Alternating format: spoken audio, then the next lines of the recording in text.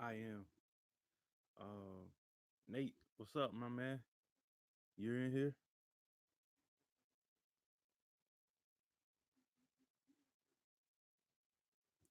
What's up, buddy? Appreciate you joining us. We're gonna get started here in a little bit. I'll just make sure my lighting is good. And I'm listening to another live right now. What's up, my guy?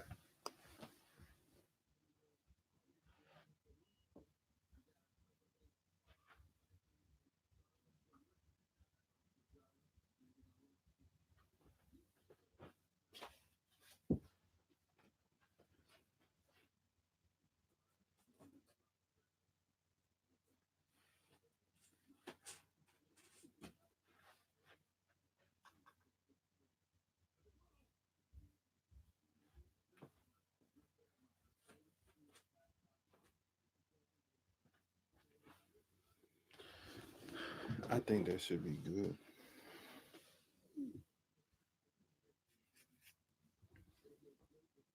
Hey, Kamara. Hey, Kim. Thank you for joining us, guys. Me too, Kamara. I still can hear in my right ear.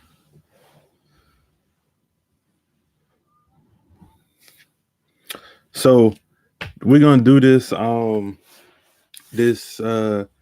craziest woman I ever met story time.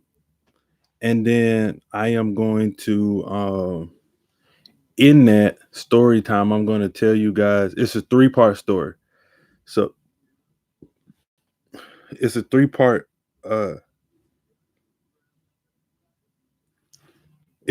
three-part series that I'm gonna do. And in that three-part series, man, there's gonna be a lot of drama. It's a lot of stuff that go on in that in this situation. So I look forward to sharing this with you guys. Because this is a very interesting story. Uh and I changed all names for, like, I like this saying, I changed all names to protect the guilty. Hey, Miss Chrissy, I changed all names to protect the guilty. I don't want to. There's a real chance that this person could see this video, so I changed all the names that way to protect myself and now from embarrassment. And some of the other people that's involved in the story. Thank you, Miss Chrissy. But there is, yay. So there is a few people that was involved in this story that even may jump in a live chat. I'm not sure if they're gonna comment because they might want to be anonymous as well. But this story is a lot of drama, and it happened a couple years ago. And when it was occurring, I just remember thinking, like, man, this should be a TV show or a movie or something. And we kept saying that. And now that I have a YouTube channel, I can share these type of stories with you guys because I had a lot of crazy experiences. Is that lighting good? I think I should change that. Hey guys. So,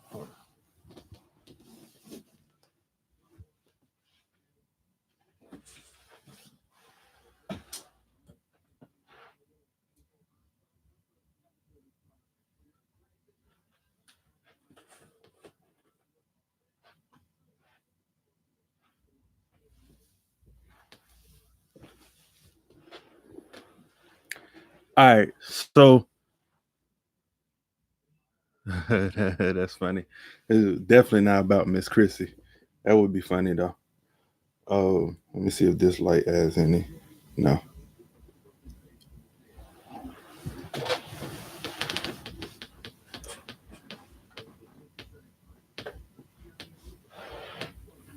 Miss Chrissy, where are you and your husband going for date night?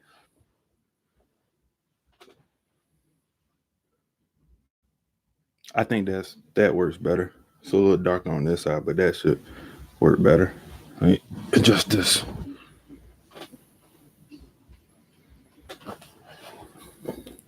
There we go. It's a little shadow over here. Too bad it ain't a scary story. All right, so Yeah. Okay, get some crabs. So let's get this thing started. Um, so this was a couple years ago. This story started in 2016. Hey, Miss Terrell. Hey, Roger's mom, Miss Jules. Thank you guys for heading over here. So this story started in 2016. I don't know. I just said 12. The story started in 2016. I was working in retail and I was looking to get out of retail. So I was scrambling, trying to get whatever possible job I can. Can you guys hear me good? Sweet. Thank you, Deanna. And thank you for sending the audience here. So if y'all can't hear me, let me know and I'll adjust some stuff. Um the I was looking for a new job. So I just applied for every position possible. And in that position, y'all will see me looking at my notepad because I gotta remember, like I'm changing names. So I gotta remember who name is who. Because I don't want to accidentally say somebody's name. Um, and so I got an email from this lady named Heather, and she invited me to an interview. And in that interview, she said you'll be meeting with Chris, and Chris will do your interview. So I go to this interview. I had no idea what the job was at all. In fact, I remember asking my mom, like, how do I prepare for an interview for a job that I don't even know what it is? Like I hadn't, and it was no real details or description in it. So I ran, I went to the interview anyway. It was dressed business professional. I went in there and I got to the interview and I met this guy, Chris. Coolest guy I've ever met. Seemed very successful. The office was super top notch. I actually was in the insurance. It was an insurance interview, and everybody there was in suits and ties. They just looked so nice and fancy. And I just remember thinking, like, I want to be a part of that lifestyle. I want to do that. So everything was super business like. It was very quiet, calm in the office. I was like, yes, this is the type of place I want to be in. Um, the agency owner was a Christian, and it was a very God like. It seemed like a very calm space and a very relaxed environment, and I was definitely looking forward to it because that's how I am. I'm a calm person, so I was looking forward to that. Um, oh yeah, everybody get to know each other in there, and so I was telling my I went to the job interview. I got the job, and then my first day there, it was like a training process. I had to go to a class and get my license and all that stuff. My first day there, I met this guy named David. Again, I'm changing all names, so I got to keep looking over here to remember who name is who. So I met David. Me and David became really good buddies, still are to this day. And me and David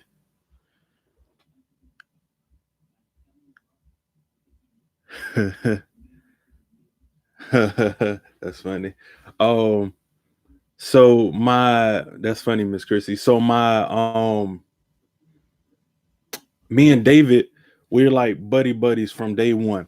And what happened is we walk into the office, and now I find out that Heather and Chris are a married couple, and they run a team within this agency. They have a team of about 7 or 8 people, and I just joined to make like 9, and David made 10. So now we have 10 people on our team, and this team is very small. I'm the only black guy. It's almost like Get Out. I'm darn near the only black guy in the building. It was one other black guy, and he was like the guy from Get Out, like Get Out. Um, so I was I was enjoying this new professional environment. You know, I'm young. I was like, this is great. I'm in a professional environment. All these successful businessmen wearing suit and ties. I ain't own a suit, so I was like, this is great. I like being around this type of stuff. Uh, yeah. Oh, my sister is in here. This was in Arkansas. It's a good question. So this is why I met these people in Arkansas. So like really get out, right? So I I went in there and it was It was a great experience the first couple days. So then you have to go to a full week of training, unpaid training. You go to a full week of training. And I remember the first thing that I thought when I saw Heather. She was this skinny white lady with blonde hair. She had plastic surgery, if you know what I'm saying. But she was about 100 pounds. And I saw her and she was just ripping and running. Like literally, she was at a different pace than everybody else. She was at a different pace. She was at a different octave. She was louder. She moved faster. She was more of a bully and a boss than everybody else in there. She literally was she was really like a dominant personality. She was the most dominant person in the building, in a room, in a building full of men. If maybe a total of 60 people in this building, 15, 20 women. And she's the most dominant human being in the building at 100 pounds. And so, and she's married to Chris. So she's like running around and she just tells you straight up how things are. This is how it's going to be. There's no ifs, ands, or buts about it. You're going to do your job and you're going to do it this way, or this way. You're only going to do things the way that I tell you to do it. They have to be done the way I do it, or there's no other way. Like, that's it. She came from a different office in Florida. Apparently, her and Chris met each other at a leadership academy. They got married, and she was dating somebody at the time. He was dating somebody at the time. They split up from whoever they was dating, came together to form their new family. She had 2 girls. He had 1 son. They came together, got married, and started running this very, very successful team. We were the number 1 team in the agency. And a large part was because of her. But she was an absolute maniac from day one. She was just telling people what you're going to do, what you're not going to do. And so she started doing some things that I later found out were conniving and sneaking behind people's back. So the agency had an understanding that once somebody is promoted to get their own agency in another city or another state, that you essentially just take what you have. Sorry, it's my sister coming in here. Oh, George, God dang it. You coming in here? Yes. Come on. Sorry, y'all. My sister just busted in the room. She busted. Oh, shoot. She unplugged my light, which I can't. All right. Y'all good? Yeah, she was bossy. You want to go over there? No good. Oh. So the I lost my train of thought. So we were one of the more successful teams in the office, and this lady she was a main part of that success. And I found out she was doing a lot of conniving stuff later on, and I'll get to that. But some of the stuff that she did early on was, if you're to go start your own agency, essentially, it should have just been Heather and Chris taking their team together. I mean, just them two picking up and starting a new agency elsewhere. That's it. They're not allowed to ask anybody else if they want to go. They're not allowed to invite anybody else to go with them. It just has to be them. And if other people would like to join, by rule, they have to ask you themselves. Okay. So one day we was having a team meeting. I had been with the agency in Arkansas for all of 2 months, if that. And she had a meeting once. Hey, creative. She had a meeting once. And in that meeting, she was like, okay, guys, so I want to talk to you guys about something. But we just have to keep it between us. Now, there's a room full of 10 people, and she wants 10 people to keep a secret. She was like, so what I want you guys to do is, me and Matt are oh shoot, I said his real name. See, I knew I was gonna do that at some point. Me and Chris. Sorry, I can't cut that out either. My bad, Chris. Oh my god. All right, she said, me and Chris. She said, me and Chris. I figured y'all get a laugh out of that. Oh, me and Chris I bet one of them likes isn't from my sister. Did you like the video? No. Like the video. What are you doing? See, she's saying right here. Like, it's crazy. She said, me and Chris, Lord have mercy. me man. She said me and Chris are starting our own agency and we're moving to Phoenix, Arizona. And she was like, I thought so y'all weren't allowed to ask other people to go with y'all. you're not allowed. So she's like, I just want to know who wants to go with us. Like, what's your ties to Arkansas? What's your ties to Arkansas? And she went one by one and asked each individual person why they were staying in Arkansas and why they couldn't go to Phoenix with them. And I told them, like, I don't have no reason. Like, I'll leave right now. I really don't have no reason. So she was like, okay, well, you're going to come with us. And then David also was like, yeah, I used to live in Phoenix. It sounds like a great place. I'll gladly go to Phoenix with you guys. He was like, I used to live there and I love it. And I was looking for a reason to go back. So absolutely, I'll go. So we go out there. So then we have to go ask the agency owner. I didn't write down a separate name for him, so I won't even say it. Yeah, the agency owner. And she was like, yeah, well, David and Jamal, I was about to change my own name. David. She said David and Jamal. I'm probably gonna slip up everybody's name. I'll be honest. I'm gonna get in so much trouble. You said these are their fake names, and they just started off with their real name. Nah, because they might see this one day. So she said these are David and Jamal. I was hesitant on my own name. David and Jamal want to make sure.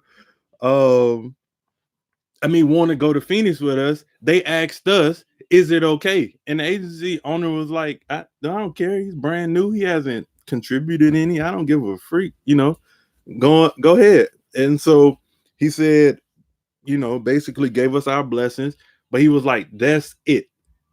Cause there's another guy who's much older. He brought David into the game. He's about 55. At that time, he was about 52 years old. And I'm gonna call him Walter. Walter was already going, so it was already going to be Walter, Heather, and Chris. Now you add in David and Jamal. There was two other people interested, and the agency owner was like, enough is enough. These are the only people that can go. And she was still, trying to get other people. One of her best friends, she was like, you got to come with us. I'll pay for your entire family to move with us. I'll pay for this. I'll pay for that. And so I told her, like, I'll go home and talk to my wife, but I don't see any reason why my wife wouldn't want to do it. Let's figure it out. And so I went home, talked to my wife. The next day we were all in the car, me, Heather, and her best friend. And I didn't write a separate name for her, so just gonna call her best friend. Hold on real quick. I'm gonna make some more moderators in here. There you go, Nate. Thank you. So she says, it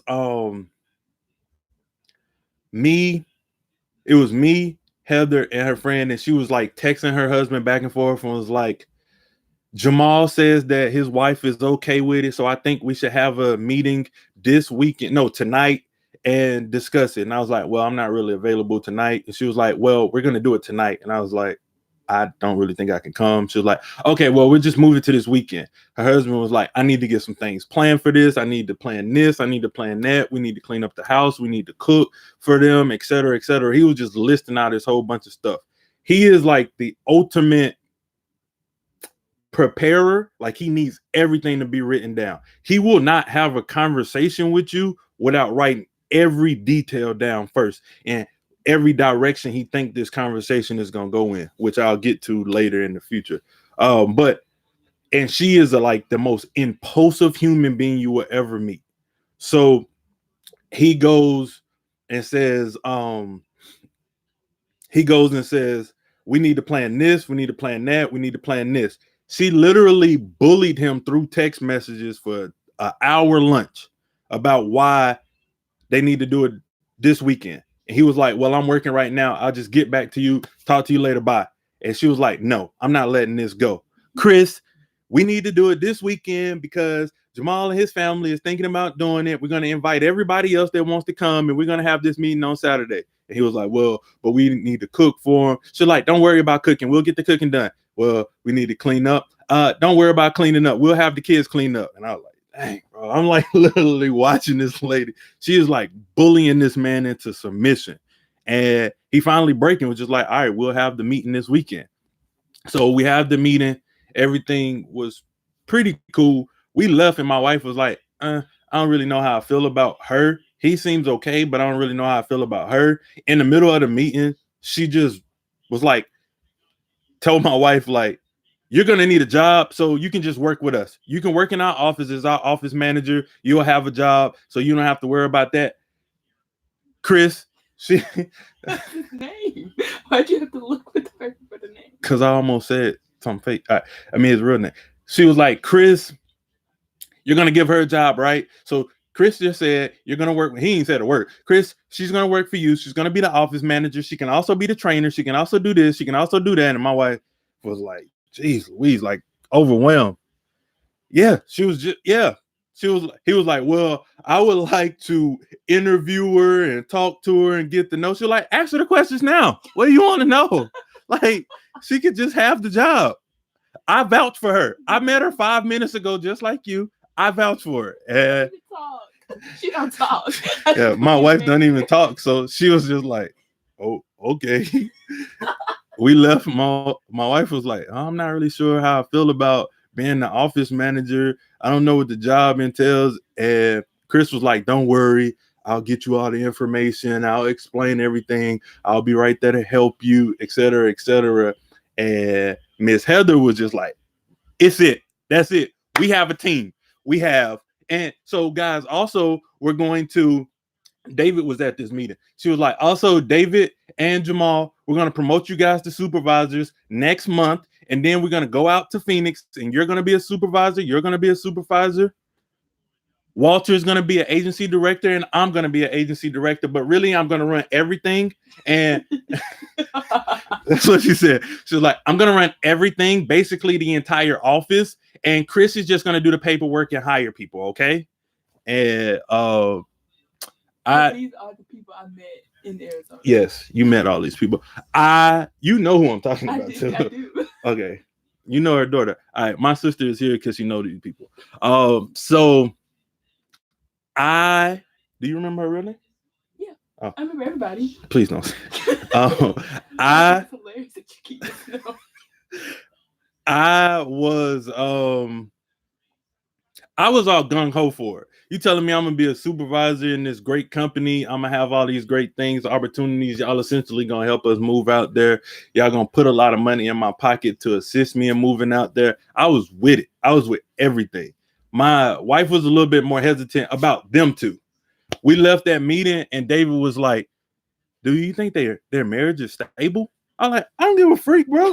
I like, that's their life. They seem to have a perfect understanding. She runs him. He lets her run them. I don't care about their marriage. Biggest mistake. I should have definitely cared about their marriage, because that is going to have a dramatic effect on the rest of this story going down the line. And ultimately is really what this story is about. So we head out to Phoenix, and we get to Phoenix, and then I started to notice certain things. I started to notice, like, this is now her agency, not Chris's. It's her agency. She runs everything. All he does is hire the people so she can either run them or run them off. She was like very demanding, very in control of every single person that walked through that door.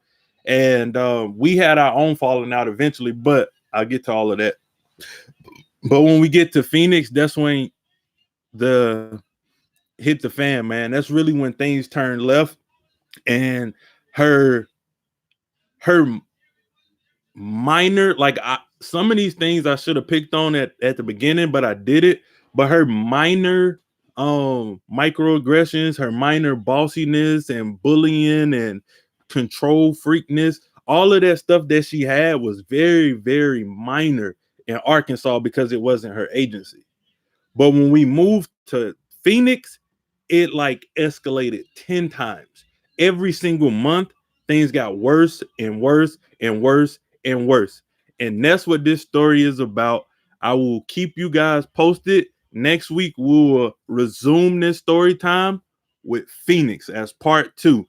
And in part two, in part two, we're going to talk about, does their marriage last? Does he cheat? Does she cheat? Do the kids fight each other? Does the agency fall completely apart? Do they ruin people's lives? All coming up in part two. Next week, we will get into all of the details. Yes, sir, Nate. So now we're done with that. I hope you guys enjoyed that first part of the story.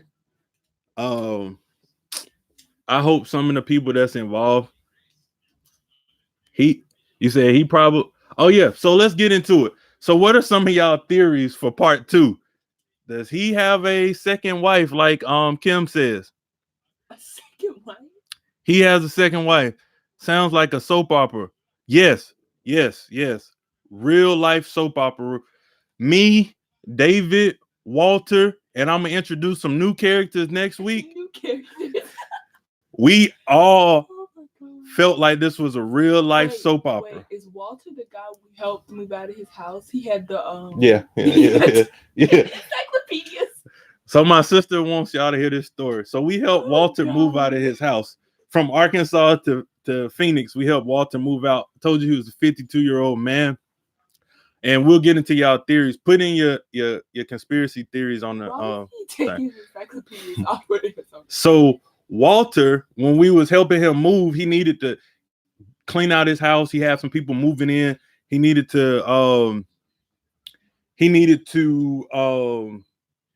create. I mean, he needed to get his house cleaned up. So me, my sister, and my wife went over to help him move the remaining stuff out of his house.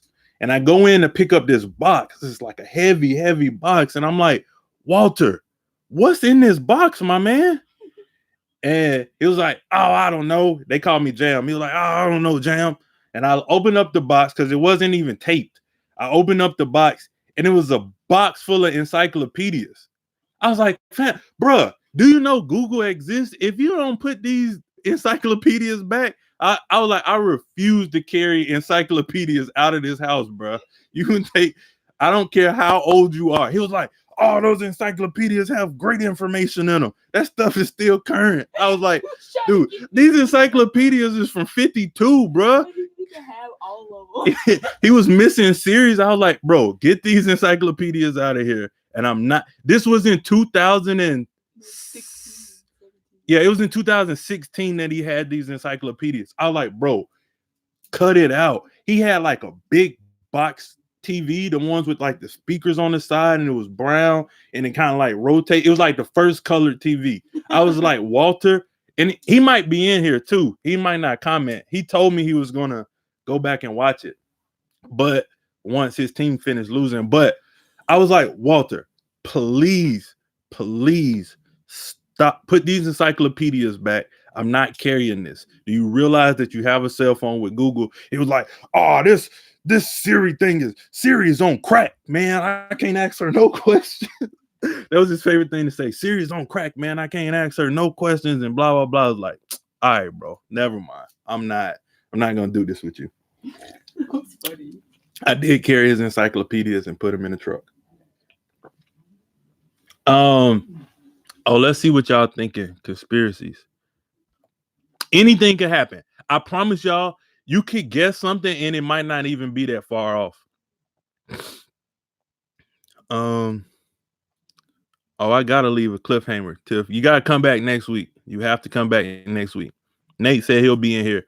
Also, let me know if you'll be back next week to find out the rest of the drama. This is real story too. I can't make this up. My sister is here to verify that these people exist. They do. Yeah, find out next time on episode of Dragon Ball Z. Dragon Ball Z would leave like in the middle of a fight. Did the man die of a heart attack? That's a good question. That's a good question. I believe it, or a, I believe it, or a side chick, one of the two. So is the running theory that he has a second woman because she's absolutely insane? That makes a lot of sense. Is that what y'all thinking? I love encyclopedias, especially back in the day. I wish I had them a set. No, no, no. Not from 1952. All that inaccurate information. Yeah, right. We discovered since then that encyclopedias were useless. Siri is on crack, or the lady. You're gonna find out about this lady's drug habits a little bit later on. I'm gonna dive into some drug at. So I do want to say this about the second part. We're gonna get into drugs, sex, money, violence, robbery, scandals. All of this stuff is included in part two. Drugs, sex, money, violence, robbery, and scandals. All of that is involved in second two. Do y'all think that? So did he cheat and she killed him? Oh my god. These are good theories. I'm not gonna comment on that. Will you write this stuff down? No. Please, because Give me a pen. I do want to address some of these questions next week. Here you go. What am I writing down? That theory? Yeah. If you get it right, how about this? If you guess right, we'll do a giveaway at the end of the series for anybody who guessed the direction of this story, except for what's their name? David and Walter. If they in here, I'm not giving them nothing. They already know. Oh, also, their kids, both of their kids, follow me on social media. So it's like a very real chance that their children are in here too. And if y'all are in here, that's tough. You was there. You know what occurred. Maybe not everything, but here you go. Theories. We got theories like he has a side chick. That was from Triumphant Tiff. Also From who? Triumphant Tiff. Diamond Curls and Pearls said he probably got a second wife.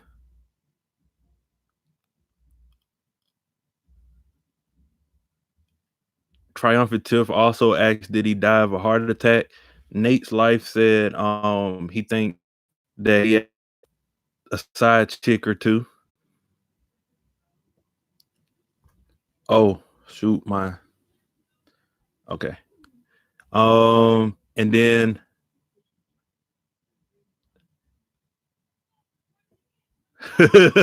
that's all Walter got left from the war. That's funny. If you knew him, that's very, very funny, actually. Oh my God, the first thing I asked was if she was on a substance in the beginning of this story. In the beginning of the story, Triumphant 10th, I had no idea. So if we get to that part and if she does find out that she's on drugs, I didn't know. I didn't know at the beginning. Maybe she was on meth or perks. Robbery, laugh out loud. Did she have teeth? Yes. Yeah. She was a very well put together lady. Like if you saw her in normal life, you would just think she was just a normal businesswoman, dressed very professional at times, sometimes slutty, but I think I put this in the live stream the other day that in insurance they taught me that the three things that get attention is sex, free, and new. And I learned that from what they name? Heather and Chris. All you guys are killing me. She OD'd off the drugs. Okay. Oh, this is a series? Yeah, Deanna, we gonna be here next week. Who said she OD'd? Diamond Curls and Pearl says she OD'd. Sounds like the haves and have-nots. That's another thing. They was a very well off family. Like to have that amount of money, Yeah. that amount of freedom, that and my sister is co-signing that. That That's amount of because he's money, nice. yeah. That amount of money, that amount of freedom, and that amount of just leeway in your life can't possibly be good, especially when you start to surround yourself with negative people. Are y'all done with this? Are y'all done with the theories for next week?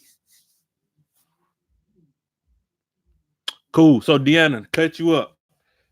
We just finished part one. Part two next week is gonna involve sex, money.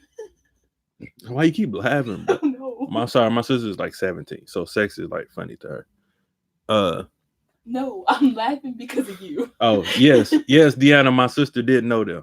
So we're gonna have sex, money, um, robbery, violence, drugs, and scandals.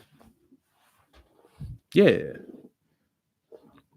I guess my sister is here to verify that I'm telling the truth. Or she was in her room watching this on live and she realized she knew these people and decided to come join. Plot twist, she's in prison. Diamond curls and pearls. It's a very good guess. I, I want to say so much. I really want to say so much about that. All right, man. I appreciate you guys joining me for that story time. Let's talk about some other stuff. Make this a show like Issa Rae. Man, you cannot. I could actually. Yeah, I could.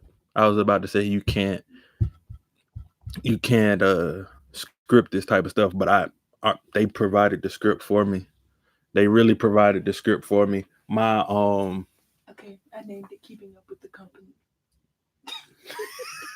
My sister named this show Keeping Up with the Company. Yeah, seriously. All right. So hopefully nobody watches this and see that I revealed one name. Hopefully I really cannot reveal Heather's name. That's the thing I can't do. She's running the cricket business. Roger's mom says she's running the cricket business. You killed that Issa Rae video. Thank you, Deanna. Yes, you sure did. Thank you, Tiff. Um, and Diamond Curls and Pearl said Kim. Kim said she like, yeah, your title. All right. So let's Trent. Heather sounds like she got enough energy and fire to sure to sue you from prison. Yeah, she does. If she see this, this is gonna be one of the funniest. That's gonna add an additional story to this because she won't let it go. Who said she was running a cricket business? Roger's mom. Also, um, do you guys have y'all ever heard of the drink Red Line? Like it's a little bottle about this big, and it has a label warning on it that says like "Do not drink past the halfway mark." Have y'all ever seen that drink called? It's an energy drink called Red Line. It says like "Do not consume more than half of this cup in a 24-hour span." Have y'all ever heard of that? Why would they tell you the whole cup then? Fam, tell me. First time I saw that, I was like, "That's crazy." That this has a, and it's not like on the back of the directions or nothing. It's like on the label. Then these people have died and they're like, please don't.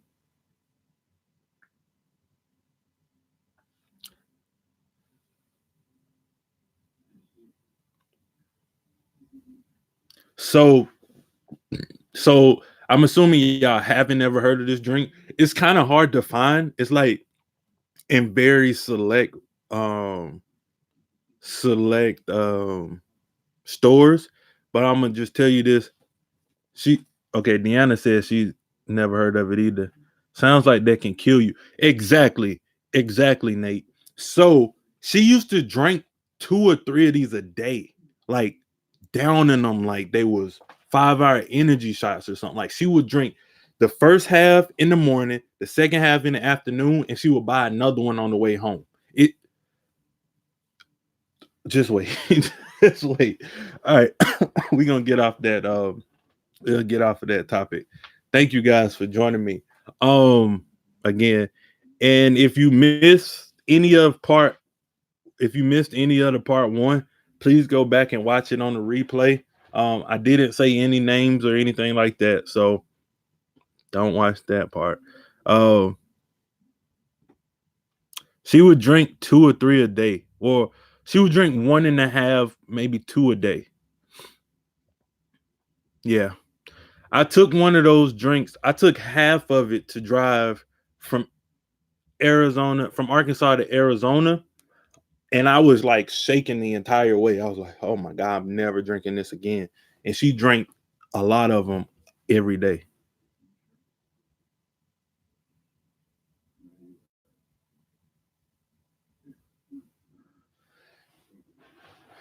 Okay, so we got y'all theories out of the way, and we can move on. Did y'all have questions to about today's video? I know some of you guys saw it today, some of y'all didn't see it. Have y'all Did y'all know that Issa Rae started on YouTube? I know Deanna said she didn't know. I think Tiff says she did know. Okay, Kim, I will stay on for an hour.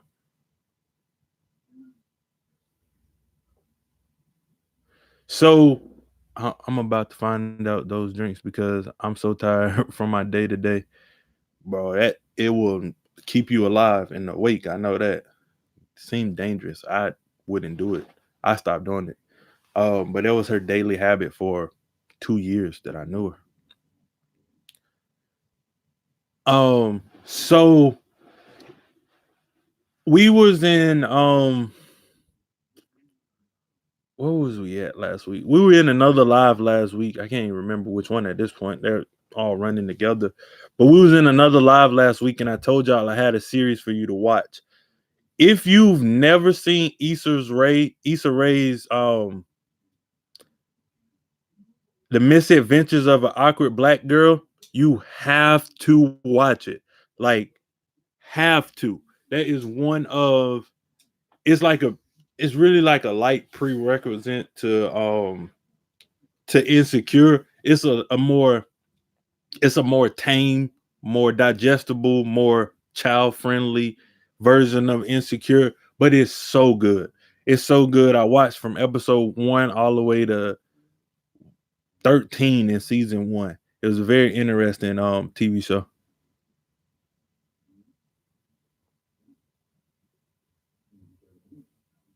Yeah. She said in her video, she said in my research, I found out. So I explained this before. I do 10 hours or more of research for these videos. And um,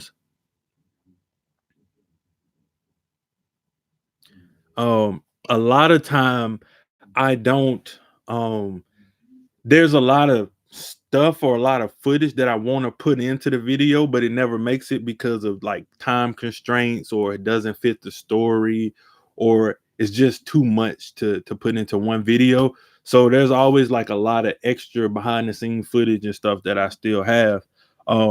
Like today, Deanna said she didn't know the thing about her name. I uploaded this video. If y'all follow me on Instagram, I uploaded this video at 12:40. It got uploaded, and immediately it got blocked. Immediately, YouTube blocked it. Um, copyright claim. So I went back in, edited it, put it back in, got blocked again. Went back, edited it, put it back in, and then it was good to go. But that portion of her explaining her name was a little bit longer, probably 10 seconds longer. But YouTube or iHeartRadio was not having it. I had to like cut it down to whatever you seen in the final video that posted today. But there's always a lot of footage that I have left over. And in that video, one of the videos, she was talking about cutting her hair. And she said she thought about cutting her hair completely down to like a fade. And she put it on her Facebook page, and people were outraged. People were going crazy. And she was like, well, dang, I didn't know it was going to have that kind of reaction and that kind of response. She was like, I got a new web series coming out. I should cut my hair and do a trailer with that web series and see what the response would be. Like, because she knew it was gaining attention. So she did it, and that's how you get The Misadventures of a awkward black girl, her having such short hair. Let me see what's going on over here.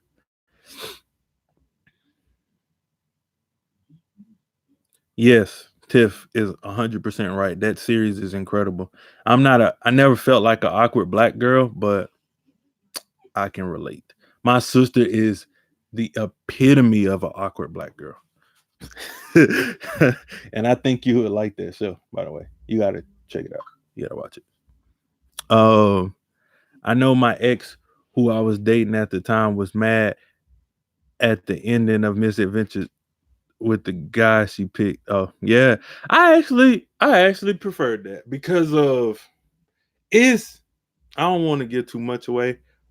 It's very like jarring to see that type of stuff in real life and on TV. But he was a cool guy. He was a cool guy, and I liked how the show played out. I really enjoyed that.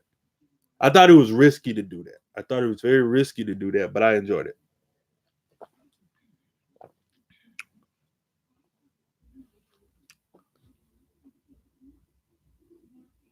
Yeah, Kim was there trying to watch. She sent me a DM telling me that it got blocked.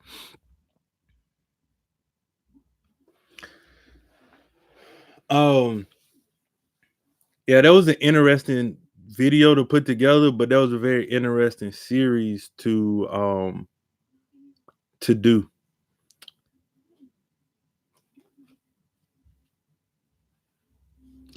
Sorry, yeah, my sister, she getting out of here. Hopefully she don't cut the light out.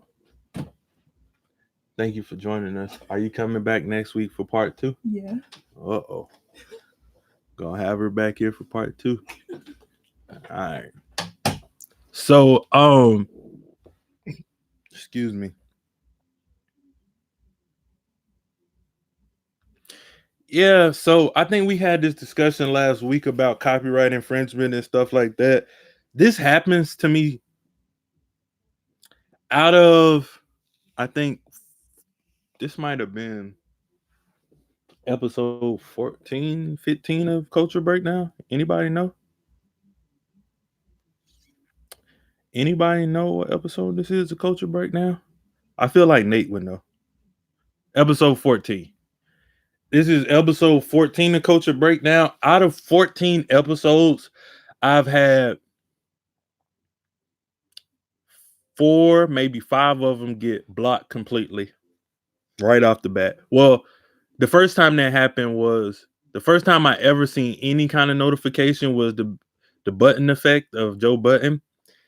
They put in a copyright claim and said my video is clear to go, but it was already monetized by Joe Button, so I could not monetize that part. And I said, okay, I'm not monetized anyway. That's perfectly fine with me. The second time I did a video for on Angela Rye, and it blocked the entire section of my video. So it blocked the entire video for like a 35, 40-minute section of the video. So I had to take that entire part out and re-upload. Tiffany Haddish video got blocked in Japan because she told a Korean joke or Asian joke. So that video got blocked in Japan. And then this video got blocked twice by iHeartRadio, which I thought we had a pretty good relationship with them because I use a lot of their footage. If you haven't noticed, I use a lot of footage from the Breakfast Club, and it's because they seem to be the only people that really allow me to use their products. I mean their footage freely. So, is there a lot of it seems like y'all are all saying y'all are awkward. Is there a lot of awkward black girls in here?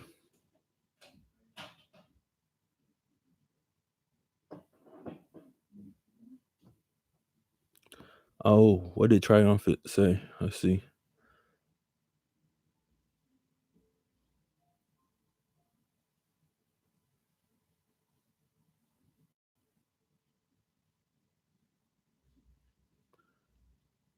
Um,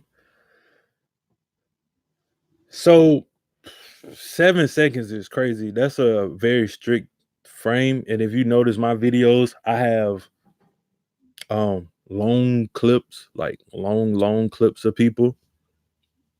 What I try to do is I try not to. First of all, I try to comment or talk about the clip. So that's like transforming it essentially. And y'all, please don't take my advice on this stuff. I'm still learning. I just post, and if they take it down, I redo it. But excuse me. I sometimes I post a lot of long clips. And so my rule of thumb for my culture breakdown videos is to keep it under 30 seconds. Like, so I never try to have 30 seconds of any video consistently. So if you watch my videos, sometimes maybe it's a whole minute of this person talking on the same platform, but I might have spliced it up and took 15 seconds out of a minute and 15-second clip or whatever. I just try to remove as much of it as possible so it's never like 30 seconds continuously running. So if I get to an end, it's like 24 seconds and they're still talking and I need something important, I'll just go back and try to take out some ums or some pauses or whatever the case may be. But it doesn't always work. That part of my video that they took out 5 times today, I mean, that they took out 2 times today, I had it spliced up 5 different times and it still didn't work. And they gave me a certain time frame that they was counting, and I took that time frame out, I adjusted it, and then they added some more additional footage that was at the end that they didn't count the first time. They added it the second time, so I had to take that out, put in a totally different part for B-roll. So it's a tricky thing, and I don't know. I honestly I think they could possibly strike my channel at any time. But I watched somebody else and they said they try to keep it under 30 seconds or less because YouTube bots won't get it. Now, if it's music related, they will practically pick it up right away. In the Rick Ross video, if you remember, that Rick Ross video seemed so much like a movie because I use like such great and grand, luscious B-roll. And I did that because I took B-roll from music videos. And I thought that was very, very risky. And I was like guaranteeing myself that it would get taken down, but it didn't. I used like very small pieces, like 3, 4, 5 second clips. And then I was splicing another video and do it all again. I just like try to use very minimum amount of that music video. I would never do that again, by the way. I got away with it once. Won't try it again. Um,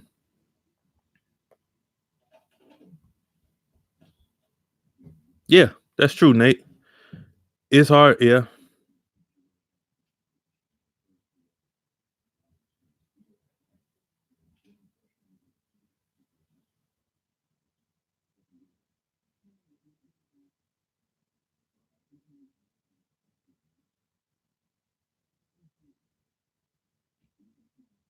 Yeah, Deanna, that's the beauty of being able to edit on my phone. It allows me to adjust really, really quickly, like take it out really quickly by editing on my phone.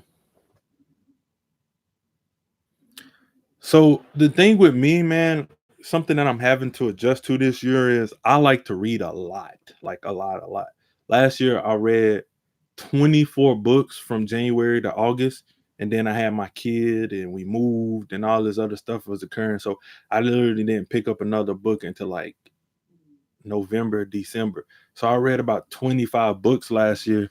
And like I started out the year hot, man. And I really enjoy reading books. But now that I spend sometimes 15 hours on a video, I don't have time to read. So I take these videos very seriously because that's like my growth and development studying phase of my life. Like I use these people, I use these videos as studying tools and equipments and essentially use them as like uh, a 10-hour course every single week. Like if you was in college, I use these culture breakdowns as like a 10-hour course to help me in my personal development and growth. And I'm trying to get so much better at like bringing what I learned and bringing it to the video so that it can assist and help other people grow.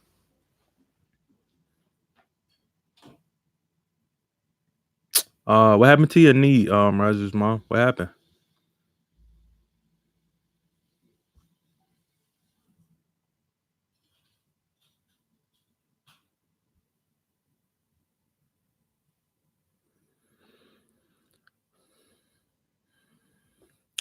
No, I haven't gotten that book yet, Kim, because I really want to read that. Like, Nipsey suggested that book to Charlemagne in his interview like 2 years ago, and I've been wanting to get to it, and I didn't read it last year because of, like I just said, my second half of my year slowed down in reading, and then I really want to read it this year, but I just haven't had the chance, man.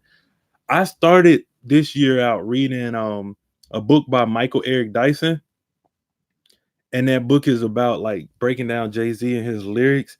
And if y'all remember or know Michael Eric Dyson, man, that dude can talk. He got like some vernacular, and I was like, oh, I'm all for this. I'm gonna learn a lot of words, and then I just couldn't keep up with it. I couldn't study for videos and research and do all my video stuff, and still listen to an hour of a book every day. Because I used to listen to at least 1 hour every day, and because I was in insurance and I was in the car 8 hours a day, I was essentially listening to books at least 4 to 5 hours a day, and I enjoyed it.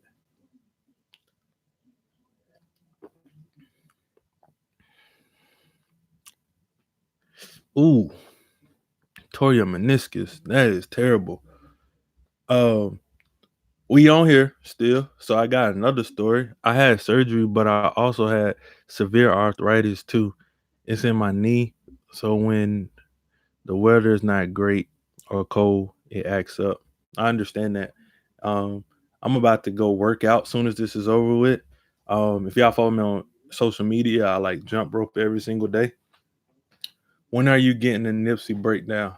When are we getting the Nipsey breakdown? That's a great question. So I have a schedule. Hold on, Deanna. I have a schedule, and on my schedule, I actually have a like my recording box right here. But I have a schedule, and on my schedule, I schedule all my videos around like current events or like an event specific to that person. Like for instance, let's go back a little bit. Like the Angie Martinez video was scheduled for January 7th. That's the day she came back from her car accident. So I really wanted to like have that video for her on that day. Just by the grace of God, she came back on a Tuesday, just the same day my video came out. Elliot Wilson and B Dot. I was about to start posting, making that video after I posted the Andrew Martinez video. He started following me on Twitter, and I DM like, bro, this is crazy. You start following me on Twitter because I'm actually about to make a video about you next week. Oh, and I was like, no cap, bro. Like I'm not making this video because you following me. You was already on a schedule, bro. And I found out he responded was like, man, that's my birthday. So that worked out. The Rick Ross video was on Rick Ross's birthday. Killer Mike video, I wanted to do that for the first person in Black History Month. Issa Rae video, that was just like in my routine, like my schedule. But she has a movie coming out this Friday, and I didn't even know that. So that works out in my favor as far as like having a tent pole event. Next week, I won't tell y'all what next week is, but that's circled around something else as well. So to get to Deanna's question, Nipsey Hussle video is scheduled for March 31st. That's a Tuesday, and it's also the day that he was murdered. So I really gotta pay homage and tribute to that man because he meant a lot to me. Like y'all don't even understand. I'm gonna get into it in that video, but I literally was listening to that album from the day it came out, and it was one of my favorite albums that year. I watched all his interviews, and I was like studying him the entire year. So when that happened and I was driving, I like literally broke down and cried because I thought it was crazy. And I text my guy Stan, I was like, bro, did you see this? And so that's the important one to me, but it'll be on the day of his the anniversary of his death. Um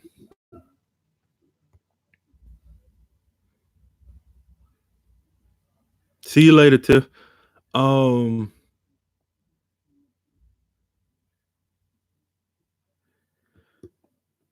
the Kobe, if it is gonna have to be a long time kill, because I can't even like today I still can't talk about it without getting super emotional about it. So there's no way I can't even watch videos now. I can't watch videos. I can't listen to stories. I can't read articles. I don't want to see tributes. I don't want to see the funeral stuff. I didn't watch Nipsey funeral stuff. I still haven't to this day. I'm gonna have to next month, but I haven't watched that stuff to this day. This is gonna take a long time for me to process that kind of pain and hurt and move on from it. So if I do it, it will be next year.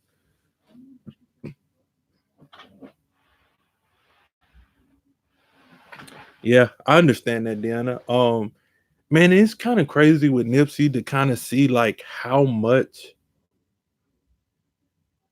great value and information he put out into this world.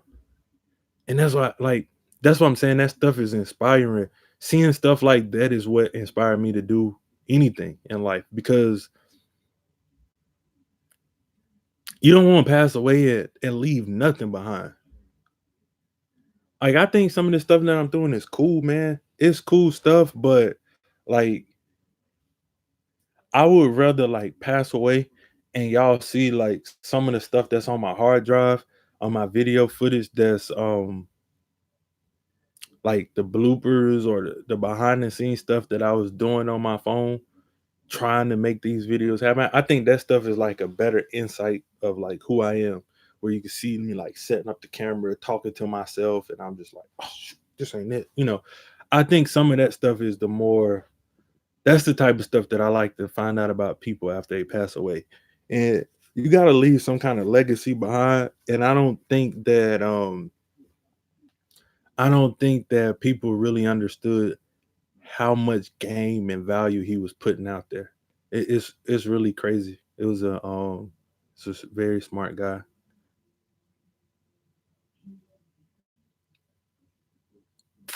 I used to listen to the first time I heard that song, yeah, I cried, but I used to listen to like Racks in the City every single day. My wife was like, I'm so sick and tired of this song. And I would just like ride and just cry sometimes. Because if you listen to that song, he said in the higher song, he was like, how you died 30 something after banging all them years. And he was talking about a homeboy. And he was like, but we in the shine. He said, we in the sauna wiping tears, but we don't, no, he said, we in the sauna crying tears, but we don't wipe them though. We just embrace the only life we know. I, that junk give me so much chills because he wasn't talking about himself, but it ended up being him. I just, oh,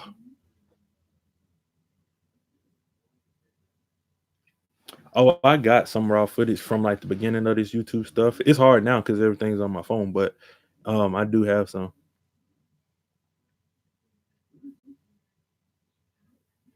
Yeah, me too, Deanna. I saw it too, but I had to like I didn't believe it. I really, really didn't believe it. Um, but I appreciate you guys rolling with me tonight, man. I'm gonna get off of here. Hopefully, Deanna, maybe go back live. Thank you for joining us. Um, I gotta get. I have to go work out, get my jump roping on. So I appreciate you guys so much. Hopefully, you enjoyed this. Come back next week for part two of that story time. And I'm out. See you guys later.